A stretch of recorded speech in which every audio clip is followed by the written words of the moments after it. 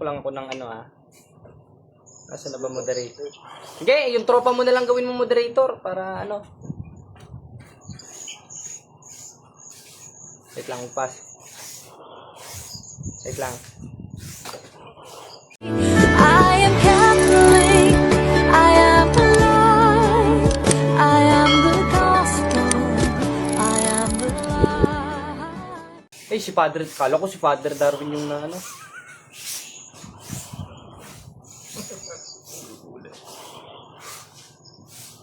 Ayan. Ilang minutes tayo, bro?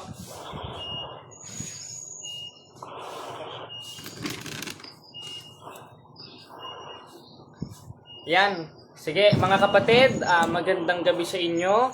Tayo ngayon ay live at meron tayong kadebate. Ang pangalan niya ay... Anong pangalan mo, bro? Bro, marunong ka bang sumagot? Yes, bro. Sige. Sige, anong pangalan mo? Tinatanong ko yung pangalan mo. Pambihira ka naman, oh.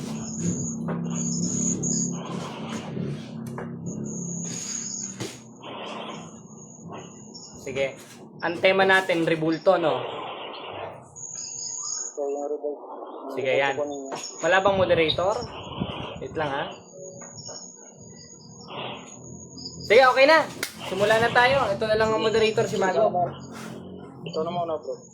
Ikaw ang muna, ikaw ang affirmative, eh. Kaya nga pamatudan mo. Hindi ko naman sinabing pamatudan ko. Pambihira ka naman, oh. Ikaw nga magpapatunay because you are in the affirmative side. Pamatudan mo, sumala sa Biblia na kaming mga Katoliko nagsamba sa mga rebulto, sa mga Diyos-Diyosan. Oh.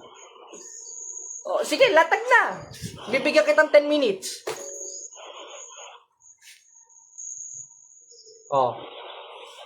Sige, bro. Oh, maglatag ka na. Ano pang hinihintay mo? Meron pa akong ginagawa dito, bro. Kala ko ba ngayon tayo magdidiskusyon?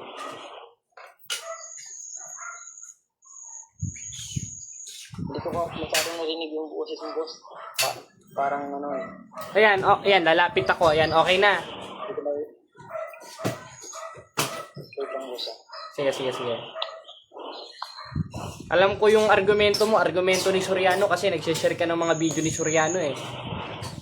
Alam mo, gagamitin mo 5:7:9 ng Deuteronomio, 22:8:9 ng Apokalipsis, 17:29 ng Gawa, 1:25 ng Roma. O tutulungan na kita sa mga argumento mo. O 26 hanggang 5 ng Exodo. Ano pa, yung sa Salmos, yung meron silang mga mata, dili nakakakita, may tenga, hindi nakakarinig, may kamay, hindi nakakagalaw. Yan ang mga babasahin mo, unahan na kita ha. O, lalaban ka ba ngayon, bro? Brad, tama na ako, pero magtatanong lang ko ako. Pero hindi ko ako nakikipag, ano. Kala ko makikipagdebate ka kasi kumasa ka dun sa tema na patutunayan mo na kaming mga Katoliko sumasamba sa Diyos-Diyosan at sa mga rebulto in adoration. Ayon sa Biblia. Sumakamba naman talaga tayo. O sige, anong patunay mo na ang Katoliko sumasamba sa mga rebulto? Dahil doon po sa mga pagluhod ninyo. Okay. Okay na. Therefore, tinatanggap mo na ang pagluhod ay pagsamba. Yes po. Tinatanggap mo ba ito ng buong puso mo? Saglit lang, huwag ka sasapaw. Tinatanong kita. Hindi pa ako tapos magtanong. Tsaka ka sumagot pag tapos na ako magtanong. Ang tanong ko sa'yo, tinatanggap mo ba na ang pagluhod ay pagsamba? Yes or no? Categorical. Yes. Yes. Ngayong yes. Kilala mo ba si Propeta Josue? Alagad ba siya ng Diyos o hindi alagad ng Diyos? Lagi mo dyan, bro. Si Propeta Josue, yung nagsulat ng Josue, tanong ko sa'yo, propeta ba siya? Lingkod ba siya ng Diyos o hindi lingkod ng Diyos? Lingkod siya ng Diyos. Ngayong lingkod ng Diyos, sabi mo kanina, saglit lang, huwag ka sasapaw, nagtatanong ako. Tapos ka nang magtanong, ako naman ang magtatanong. Para hindi tayo maging bias. Ngayon, sinabi mo na ang pagluhod ay pagsamba at tinanggap mo na si Propeta Josue ay sugo ng Diyos at alagad ng Diyos. Sabi sa 7:6 ng Josue, nagpatira pa si Josue sa harap ng kaba ng Panginoon. At ang katuruan ng mga apostol, 9:5 ng Hebreo, dun sa kaba ng Panginoon ay mayroong mga larawan o may mga rebulto ng anghel. Tanong, tinatanggap mo ba na sumasamba sa Diyos-Diyosan si Propeta Josue dahil lumuhod siya sa larawan? Tinatanggap mo o hindi mo tinatanggap? Sagot. Tinatanggap ko. Ayun! Okay. Ngayong tinatanggap mo Sinong mas matalino sa inyo ngayon ni Propeta Josue? Siya na lumuhod sa larawang inanyuan sa 7:6 ng Josue? O ikaw na ayaw lumuhod sa larawang inanyuan o dun sa Holy Covenant na pinagawa ng Diyos? Sagot. Sir po ay Tinatanong ko, ang tanong ko ay categorical, sagutin mo ng categorical. Hindi ko naman sinabing si Josue po ay chismoso, si Josue po ay chismosa, si Josue po ay nagtitinda ng balot sa kanto. Ang tinatanong ko sa'yo, sinong mas matalino sa inyo ni Josue? Si Josue, 7:6 ng Josue, na nagpatira pa sa Kabanantipan o sa Holy Covenant na mayroong dalawang larawang inanyuan? O ikaw na ayaw mo o pinagbintangan mo si Josue sumasamba sa Diyos-Diyosan? Sagot sa akong pangutana. Huwag kang magpatutsada dahil tinatanong kita. Hindi ko sinabing magpatutsada ka. Sagot! wait lang, boy. Sumagot ka! Tinatanong kita. Hindi ko naman sinabing wait eh. Ang sabi mo kasi, si Josue sumasamba. Sabi mo kasi, nagpipintang ako. O, nagbibintang ka naman talaga eh. O, ulit ang tanong, hindi mo yata nagets. Alagad ka ni Soriano. Isang bro. Sagit lang. O sige, pagbigyan kita. Si Jose na, ano, O sige. Okay na. meron pa akong gawang sa dito. Okay na. Sabi mo kasi kanina, ang pagluhod ay pagsamba at bawal lumuhod sa larawang inanyuan. Sabi mo ka naman kanina, Dahil lang wait lang, sagit lang. Pambihira ka naman. Paano ako makapagtanong sa'yo eh? Sumasapaw ka ng sumasapaw para kung washing machine, titigil, tas uulit, titigil, tas uulit. Ang tanong ko sa'yo, sinong mas matalino sa inyo ni Josue? Ikaw, na sinasabihan mong si Josue ay sumasamba sa mga Diyos-Diyosan? O si Josue, 7:6 ng Josue, lumuhod at nagpatira pa sa Kabanantipan? At yung Kabanantipan, ang katuruan ng mga apostol, 9:5 ng Hebreo, merong dalawang larawang inanyuan. Therefore, tinatanggap mo si Josue ay di na alagad ng Diyos dahil sumamba sa Diyos-Diyosan na inaakalan mo at ipinaparatang mo sa Kanya? Yes or no? Sagot, categorical. no po. Ano? Si Jose po, hindi po. Siya lumod si Ang tinatanong ko sa'yo, yes or no? Hindi ko sinabing si Josue po ay sumasalungat, si Josue po ay nagtitinda ng balot. Ang tinatanong ko, yes or no? Alam mo, kalaban ka ni Kristo eh. Dahil ang sabi ni Kristo, 5:37 ng Mateo, ang magiging sagot ninyo, oo, hindi. Samantalang ikaw, labag doon sa oo at hindi. E di kalaban mo na si Kristo, kalaban mo na si Josue. O sunod na tanong, tinatanggap mo ba na bawal gumawa ng larawang inanyuan? Yes or no? Ano po? O tingnan mo, nabingi ka na. Talagang hindi ka sa Diyos. Dahil yung sa Diyos, 8:47 ng 1, nakikilig ng salita ng Diyos. Samantalang ako, kanina pa sitas ng sitas, kanina pa kita tinatanong, hindi mo masagot ang akong pangutana. Sumagot ka, kapatid. Sabi mo kasi kanina, dalawa ang stand mo eh.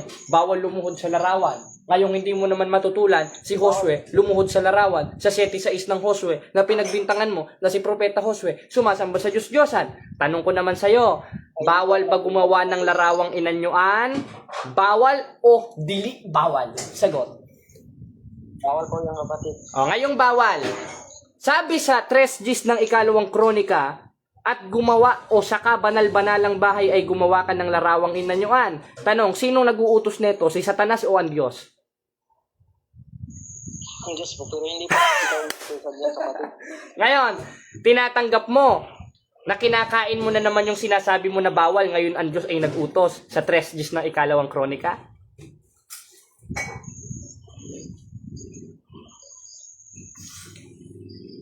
Sagot, kapatid. Maraming naghihintay sa sa sagot mo.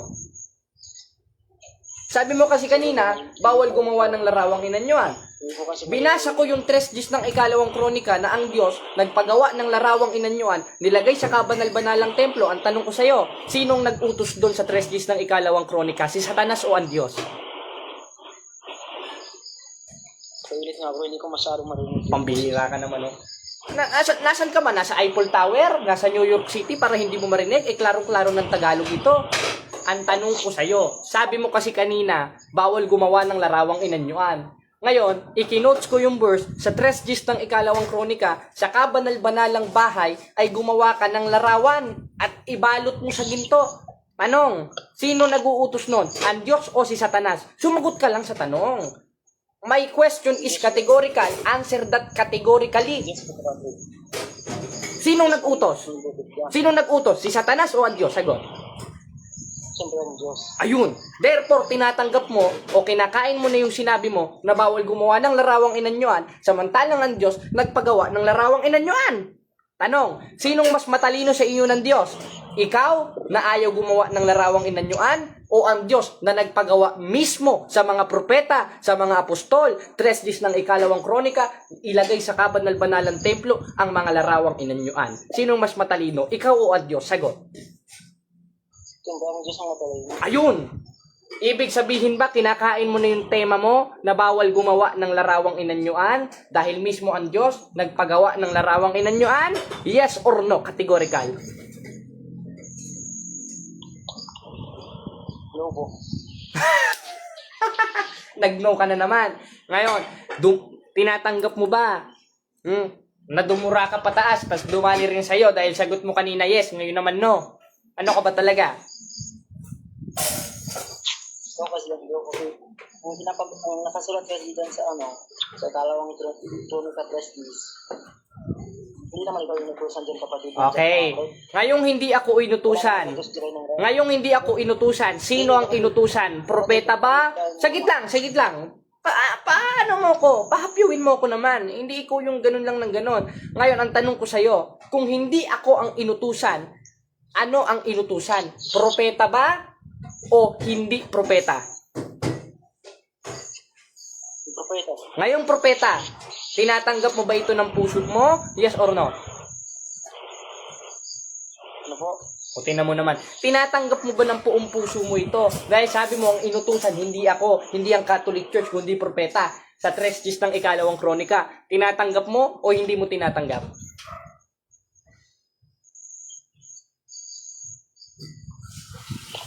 Tinatanggap po yan. O ngayon, tinatanggap mo. Sabi ni Kristo sa 5:17 ng Mateo, hindi ako naparito upang sirain ang kautusan, kundi upang ganapin ni ang mga propeta. Pag sinabi pang aking gaganapin ng kautusan ni ang mga propeta, kasama ba yung inutos ng Diyos sa 3 days ng ikalawang kronika na gumawa ng larawang inanyuan sa templo? Kasama o dili kasama? Hindi po. Hindi po. Okay, hindi kasama. Ngayong hindi kasama, anong masasabi mo sa mga 1st century o sa mga early Christian churches na matanda pa kay Soriano na merong mga larawang inanyuan? Tanong, sinong mas matalino sa inyo ng mga early Christian churches? Ikaw o yung mga early Christian churches? Yung mga apostol po. Ngayong mga apostol, ang sabi ni Kristo sa 5:17 ng Mateo, nandito ko upang tuparin ni ang mga propeta. At isa dun sa mga propeta na tinupad ni Kristo, 3 days ng ikalawang kronika, sa 6:29 ng unang hari, yung gumawa ng larawang inanyuan sa templo, tinatanggap mo ba na sinunod rin ng mga apostol at ni Kristo yon? Tinatanggap mo? Yes or no? 5:17 ng Mateo. Wala pong mababasa dito. Bagong tupan. Gumawa sila ng larawan. Okay, sabi mo walang mababasa sa bagong tipan. Ngayon, yung mga inutos ng Diyos sa lumang tipan sa mga propeta, sa 3 days ng ikalawang kronika, sa 6:29 ng unang hari, at sinabi ni Kristo, 5:17 ng Mateo, na parito ako upang tuparin ang kautusan ni ang mga propeta. Kasama ba yung nasa 3 days ng ikalawang kronika, sa 6:29 ng unang hari? Kasama o hindi kasama? Hindi po. Na yung hindi kasama, yung 3 days ng ikalawang kronika, utos ba ng Diyos yun o hindi utos ng Diyos? Utos yung puro. Ngayong utos ng Diyos, ang sabi ni Kristo 5:17 ng Mateo, nandito ako upang tuparin ni ang mga propeta. At isa doon sa inutos sa mga propeta, 3 days ng ikalawang kronika, sa 6:29 ng unang hari, gumawa ng larawang inanyuan, maglagay, umukit sa templo. Tanong, sinunod ba ng mga apostol ito? Yes or no? No po. Dahil wala po tayong mababasa dyan. Ngayon, tinatanggap mo ba na walang mababasa sa bagong tipan na gumawa ng larawan? Yes or no? Wala po. O, ngayon, kung mabasa ko na mismong nasa hula sa Apokalipsis na yung mga banal ay gagawing rebulto o mga palamuti o bato, tatanggapin mo, talo ka na sa diskusyon na ito, mag-aral ka pa ng Sorianolism. Ano po? O, tingnan mo, hindi ka talaga nakikinig, talagang hindi ka sa Diyos eh.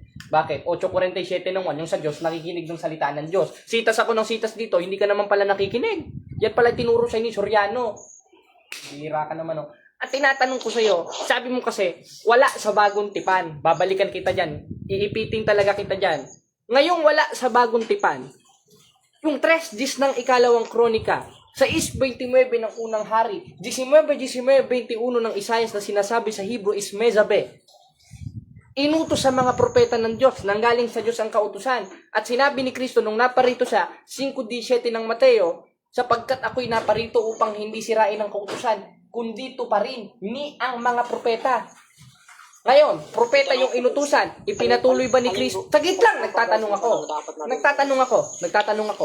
Huwag kang magtatanong sa akin. You are under cross-examination. Ang karapatan mo, sumagot sa tanong. Huwag kang sasagot ng hindi ko tinatanong at mapapahiya ka. Tanong. 5:17 ng Mateo, ang sabi ni Kristo, naparito ako upang tuparin ang kautusan ni ang mga propeta. Tama ba itong talata na to o hindi tama? Tama po yun. Ayun, salamat. Therefore, tinatanggap mo na meron rin mga apostol, tinupad yung kautusan ng mga propeta na itinuro sa kanya ni Kristo dahil sinabi mo, tama pala ang 5:17 ng Mateo. Ayun, salamat. Therefore, tinatanggap mo, talo ka na sa diskusyon na ito dahil may nabasa tayo sa bagong tipan at ipinatuloy ng mga apostol dahil pinatuloy ni Kristo ang kautusan ni ang mga propeta, 5:17 ng Mateo. Tama ba ito o hindi tama? Tama yan. Salamat. Ngayon, last na tanong. Sabi mo kanina, wala sa bagong tipan na nag-utos ang Diyos na gumawa ng larawang inanyuan. Tinatanggap mo ba ito? Yes or no? Tinatanggap ko. Yes, tinatanggap mo. Ngayon, sino ang tama? Yung kaninang sagot mo na inaamin mo yung 5:17 ng Mateo, tama na ipinatuloy ni Kristo yung mga kautusan at isa doon yung maglagay ng larawang inanyuan sa templo, o yung sagot mo na naman ngayon na kinokontra mo na yung sarili mo. Tanong, sino mas matalino sa inyo? Yung sagot mo kanina o yung ikaw kanina o ikaw ngayon? Sino mas matalino? Ano po? Hindi nakikinig. Sinong mas matalino? Ikaw kanina o ikaw ngayon? Dahil kanina, tinutulan mo. Ay, tinanggap mo, 5:17 ng Mateo. Ngayon, tinutulan mo na naman. Sinong mas matalino? Yung ikaw kanina o yung ikaw ngayon? Ayaw kayo salita ng ganyan, kapatid. Sumagot ka lang. You are under cross-examination. Saglit lang. Objection, moderator. Moderator, objection. Ito yung moderator natin. Moderator, nagtatanong ako sa kanya, tapos siya naman, tatanungin ako. Mamaya ka magtanong sa akin. Pambihira ka, pipitikin ko ilong mo. Moderator, umano ka muna. Kanina kasi moderator, tinanggap niya, tama daw ang 5:17 ng Mateo.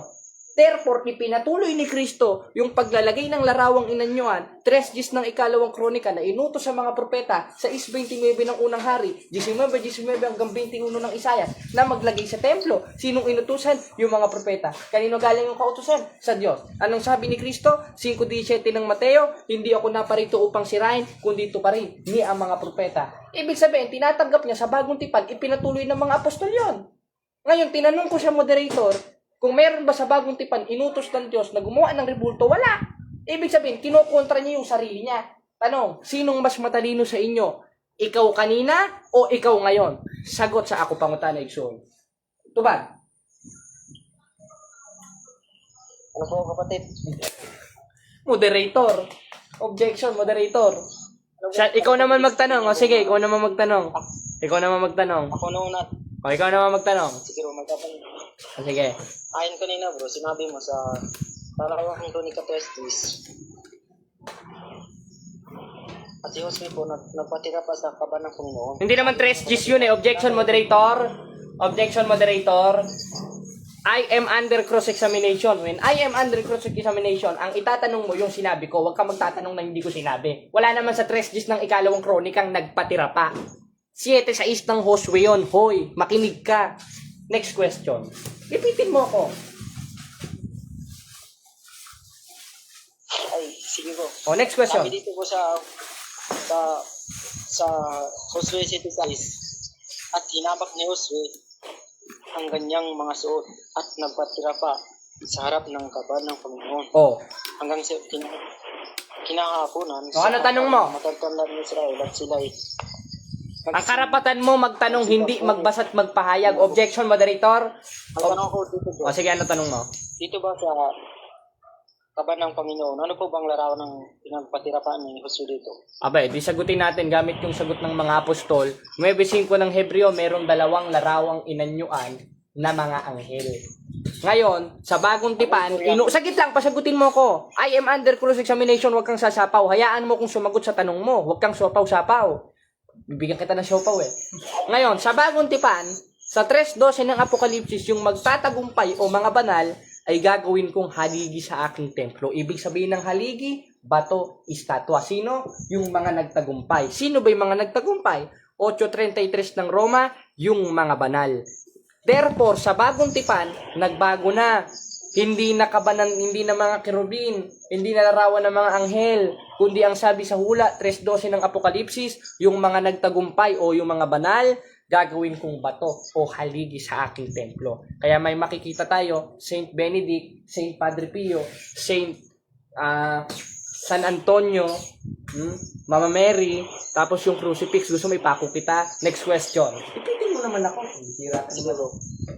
Sa bagong tipan ba bro, meron bang nakatulat na gumagawa sila ng larawang inanyuan? Meron. Gaya ng mga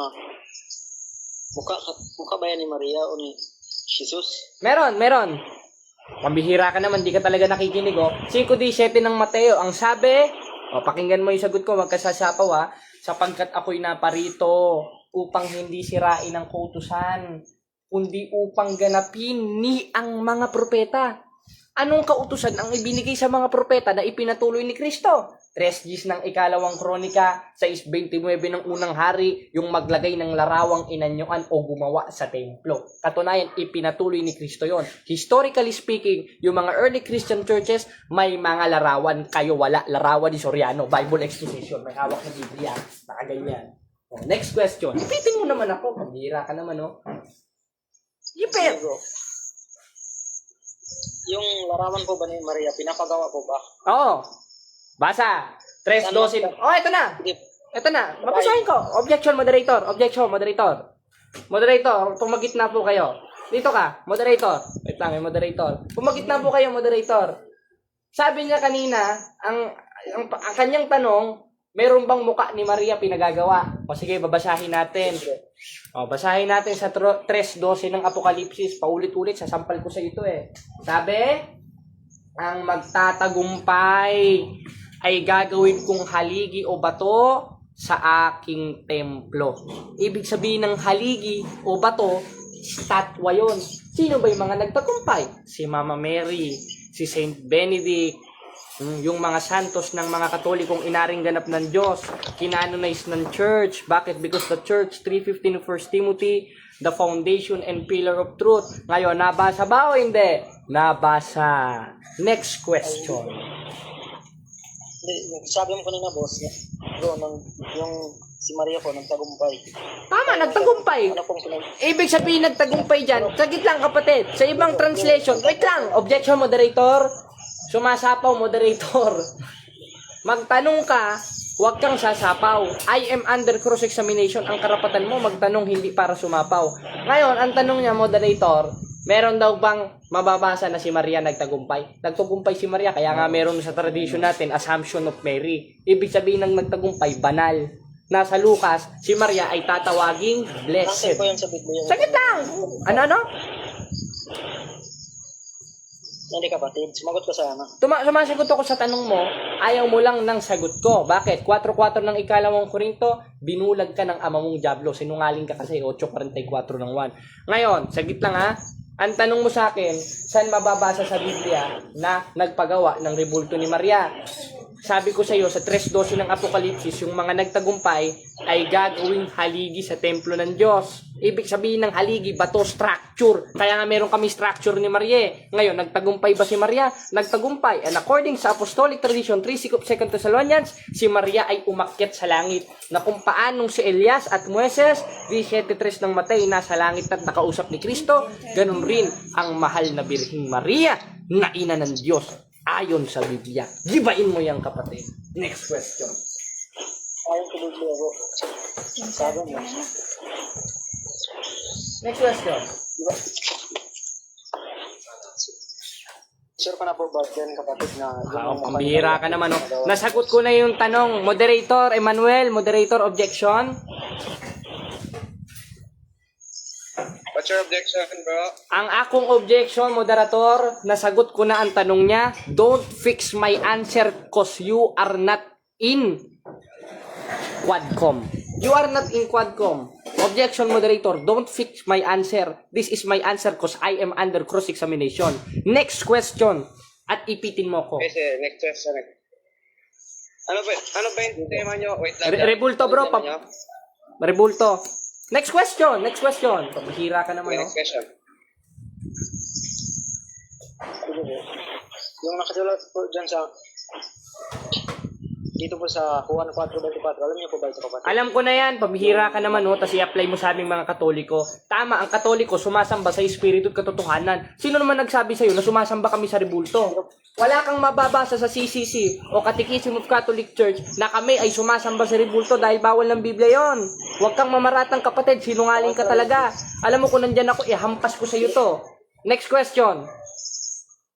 Pero lumulod po ba kayo sa rebulto? Lumuluhod kami to respect gaya ng ginawa ni Josue. Basa, wait lang. Objection, moderator, sumasapaw pagsabihan nyo.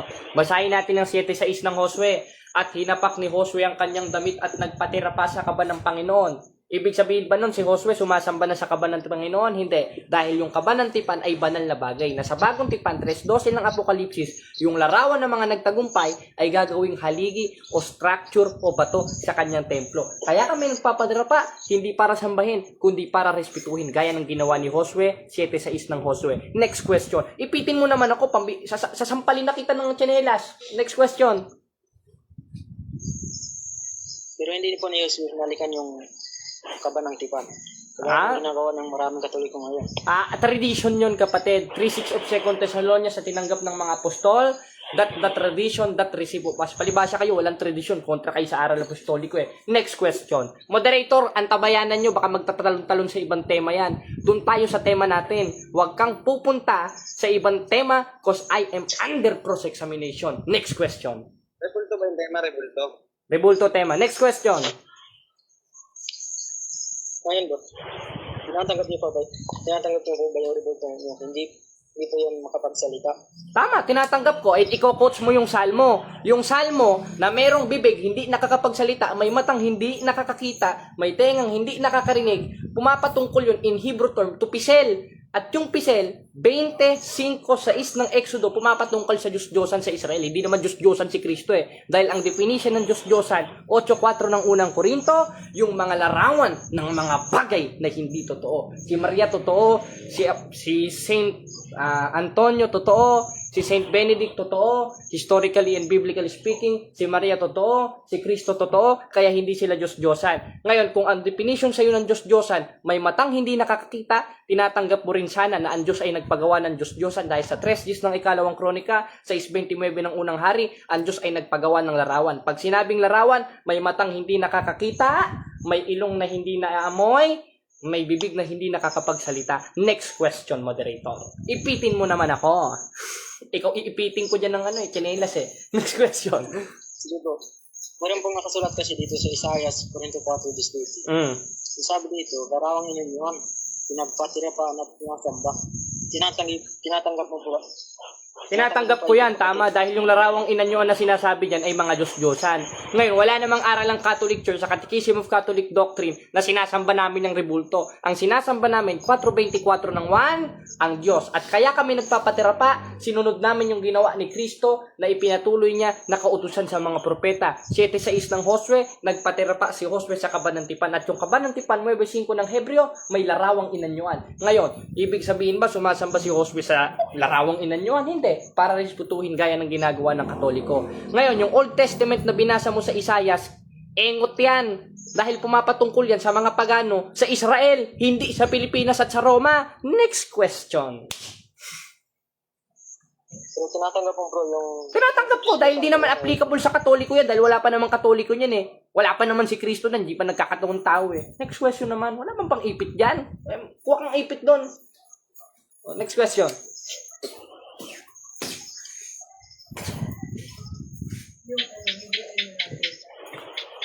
Next question. Moderator, objection, Moderator Emmanuel, wala na bang itatanong? Ay bro, next question daw kasi hanggang ilang question ba tayo, ilang minutes ba? Tanungin niya ako hanggang mamaya alas 12. Bro, ano ito? May tanong ka pa bro? Wala na. Wala na. Ngayon ako naman magtatanong. Gusto ko lang naman gusto ko lang naman Ako naman magtatanong, Moderator. Jared, wait lang bro, Jared. Sige, Moderator. Ano pangalan mo bro? si Bingo po. Ha? Bingo po. Ano simbahan mo? Ngayon po, ako po isang Baptist. Baptist Church.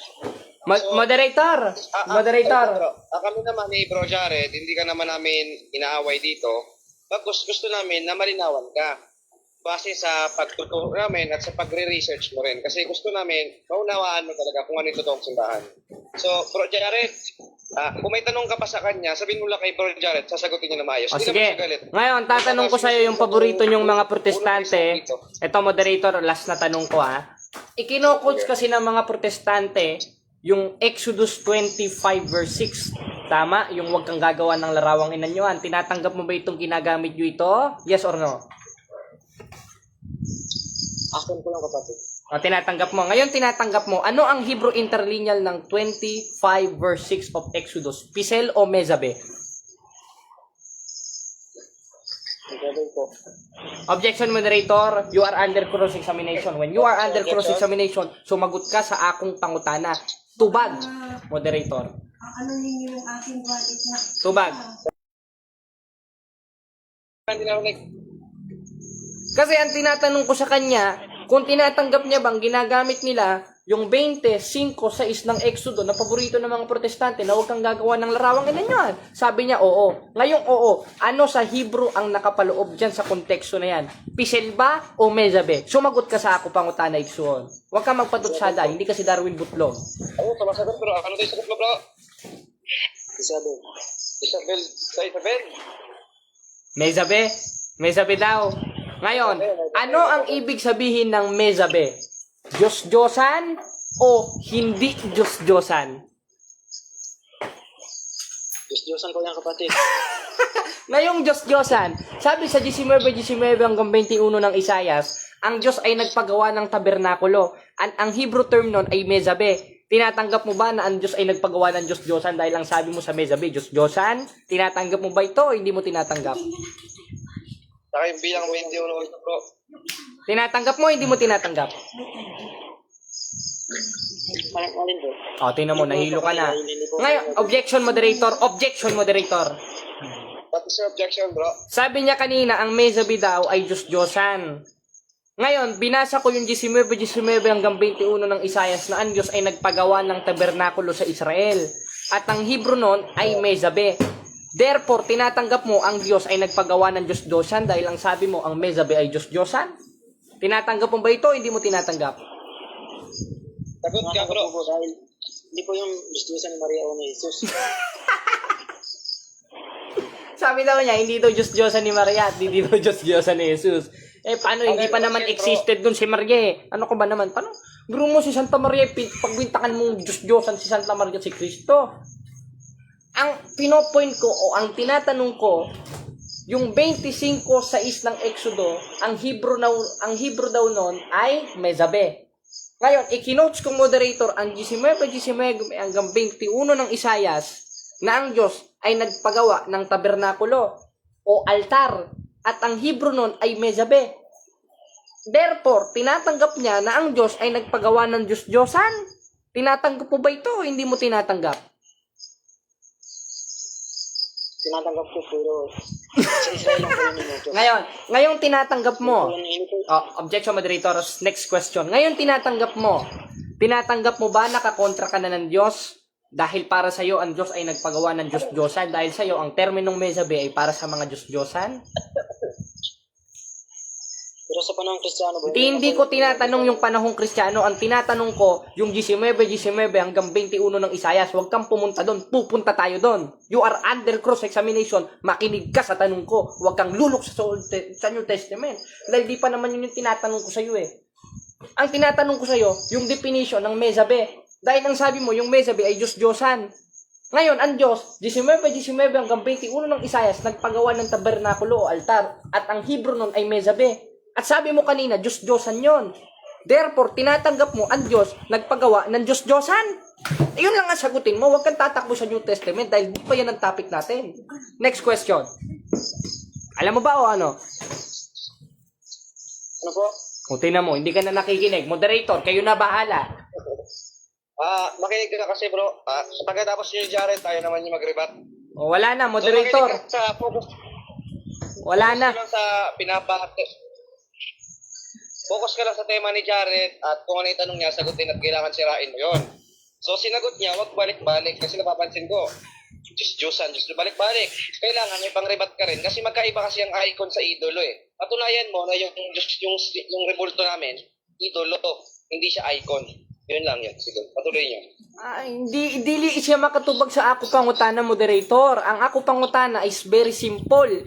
That is a kamatuuran sa Bisaya o katotohanan. Sa kanya kasinungalingan, kaya ito nakakasiguro ko anak nagdiablo tong tao nga ito eh. 8:44 ng 1. Sabi niya kanina, yung 25 verse 6 of Exodus is mezabe.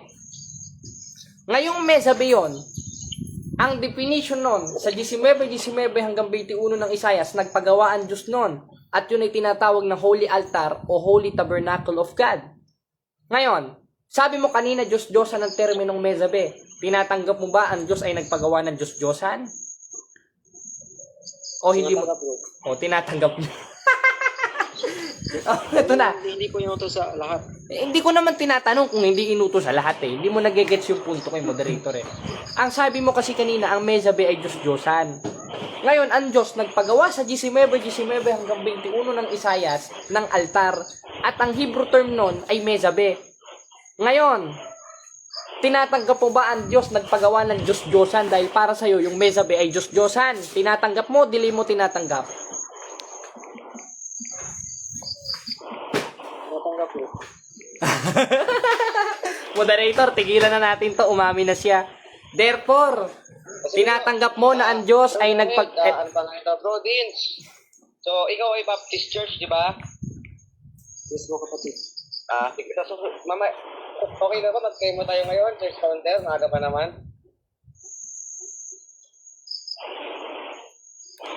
Bukas So, na lang lang po ko na tayo. Moderator, papaalam na ako, kakanta na lang tayo. Para ano. Ano, bro, Dins? Okay, salamat mga kapatid. At umamin siya na ang Diyos daw nagpagawa. Nagpagawa daw ng Diyos-Diyosan yung Diyos. Hindi mo naman heretiko. Kasi ang ibig sabihin ng mezabe is a holy altar, no? Nabubulol ako, wala kasi ko sa kondisyon. O tabernakulo. O yung meron talagang mga larawan, gaya nito. Ngayon, ang sabi naman nito ni Rina, alagad di Soriano, nagpagawa pero hindi sinabing luhuran. Ba't si Josue lumuhod? Pambihila ka naman, Rio. 7-6 ng Josue. Ikaw talaga, Ria, pasaway ka, hampasin kita kaya ng cellphone sa ulo. Ayan. Kaya yon mga kapatid, yan lang pong alam ng mga protestante. Babato-bato sila ng sitas, hindi nila naiintindihan pag tinanong mo yung konteksto, lalo na sa Hebrew. Ngayon, tinatanggap niya kasi, nang nasa Exodo 25 hanggang 6 ay mezabe. Mali, ang nakalagay doon, pisel, Diyos-Diyosan, o yung mga Diyos-Diyosan sa Israel. At ang definition ng Diyos-Diyosan, 8:4 ng unang Korinto, mga larawan ng mga bagay na hindi totoo. Si Kristo totoo, si Maria totoo. Ibig sabihin, hindi sila Diyos-Diyosan. Ibig sabihin, yung konteksto ng 25 hanggang 6 ng Exodo, pisel ang tinutukoy doon, Diyos-Diyosan, idol. Yung nasa 19 hanggang 21 ng Isayas is mezabe. At ang ibig sabihin ng mezabe ay yung yung holy altar, yung tabernakulo ng Diyos. Pero yung pisel, yun ay Diyos-Diyosan. Nalito siya bro eh. Dahil kung sinabi niya, Yung nasa 26 hanggang 5 ng Exodo ay mesabe, tinatanggap niya ang Diyos nagpagawa ng Diyos-Diyosan. Dahil para sa kanya, ang mesabe, Diyos-Diyosan. O tinan mo, nahuli sa sariling bibig. Kinukontra niya ni siya. Kinukontra niya yung sarili niya eh. Wala tayo sa kondisyon ngayon. Medyo nabubulol-bulol tayo mga kapatid. Totoo sila pero yung ginawa nyo hindi. Anong hindi totoo? Ri, nagbabasa ka ba ng history, Ri? Si Maria, totoo. Si Cristo, totoo. Si Saint Benedict, totoo. Si San Antonio, totoo. Si Padre Pio, totoo. Kailan ka ba nabuhay? 2025? Di mo kilala tong mga tao na to? Palibasa, kilala mo si Soriano, Nicolas Perez, wala namang inambag sa pagbuo ng Biblia eh. Sulpot. Kaya yun yung sinasabi sa 24-24 Mateo na mga bulaang propeta. Katunayan, kung si Soriano ay umanib sa tunay na iglesia ng Diyos na nasa Biblia, bakit nabautismuhan siya dun sa iglesyang kinukontra niya na ang nangangasiwa ay si Nicolas Perez? Hindi masasagot ni Rian. O ngayon, kumanta tayo. Para hindi tayo high blood din. Ito, ano mo ba tong kanta na to, bro? Ano? Ayan, request lang kayo mga kapatid. Tayo ay kakanta. Para, ha? Thailand so. Thailand? Patay tayo dyan.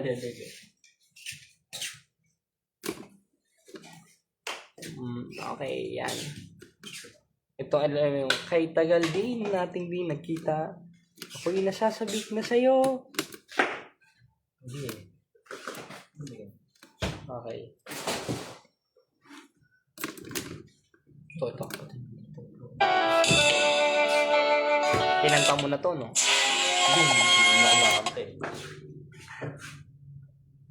Superhero, nagdo-download.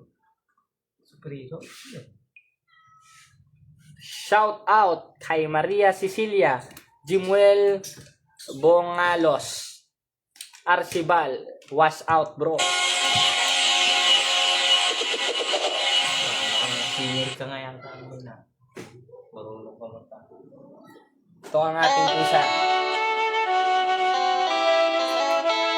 Hindi lang, ulit tayo.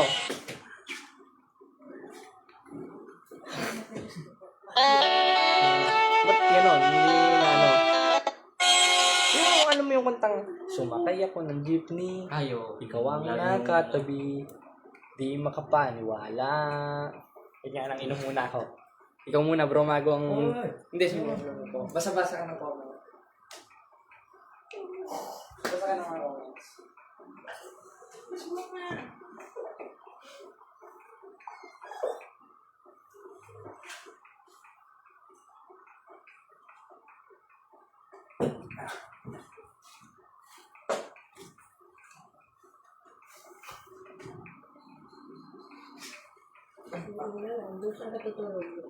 Hindi ko nga alam, saan ako matutulog eh. Uy, nasan yung ano bro? Yung. Watching from Libya.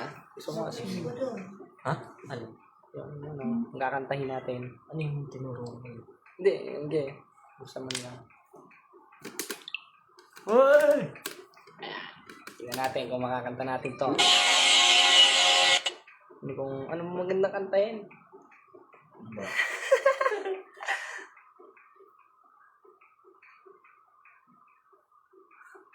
Kailan ka mangangaral di Santa Rosa, Laguna? Kapag mayroon ng mga protestante dyan, sasabayan natin 1-3 ng tito, sawayin mong may kabagsikan sila.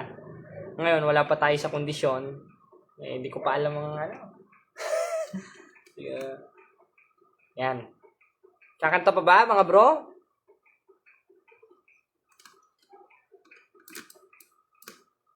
Eto, Ri. May papakita ako sa'yo, Ri. Diba, sabi mo bawal gumawa ng larawang inanyuan? Nalimutan ko. Bakit meron kayong larawang inanyuan ni Daniel Rason? Sa Apalit, Pampanga, ipinrosisyon pa, tinang mga walang yaw, idolatria to eh. Ito yung Diyos-Diyosan. 5-7-9 ng Deuteronomio. Oh. Tignan mo. Oh, yari ka. Tingnan ko na kung Trinity ka ba, bro? 17 of Revelation, Amplified Bible, Trinity. Letra por letra yon. Dahil una pa lang, pasimula pa lang, unong-uno ng 1, nang pasimula siya verbo at verbo Diyos at verbo sumasa Diyos. Tanong, ang Espiritu Santo ba Diyos? Ang Espiritu Santo ay isa sa persona ng Diyos na Diyos. Bakit? 4:6 ng Filipos, mananalangin tayo sa Diyos. Ngayon, kung sa Diyos tayo mananalangin, sabi sa 1:20 ng Judas, manalangin sa Espiritu Santo, dapat tinatanggap mo ng Espiritu Santo rin ay Diyos. Ngayon, persona ba siya ng Diyos? That is a person of God. Si Kristo, persona ba ng Diyos? Persona ng Diyos. Ang Ama, persona ng Diyos? Persona ng Diyos. Kaya pag pinagsama-sama mo, 28:19 ng Mateo, Ama, Anak, at Espiritu Santo, na magkakasama na nung pasimula pa lang, 8:23, kasama si Kristo, 3:1 ng Kolosas, na nakaupo sa kanan ng Diyos, 1:8 ng Hebreo, na Diyos. 1:26 ng Henesis, sinabi ng Diyos, lalangin natin ang tao ayon sa ating larawan at ayon sa ating wangis.